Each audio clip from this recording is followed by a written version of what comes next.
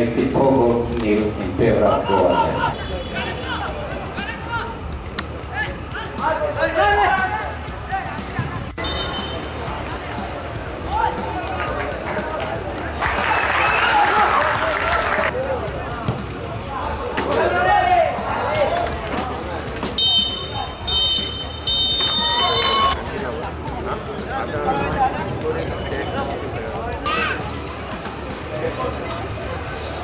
Boys also gave their best, and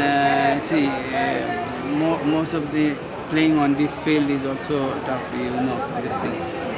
And the other thing is that there were some missed chances, but we cannot blame this thing. Yes, but what they have done, scored goal and all, we are happy. Regarding next match, we have a strategy in place for this thing. And still we will be working in a practice field how to contain them. We'll be watching them also playing against Daman. Based on that, we'll able to handle them also.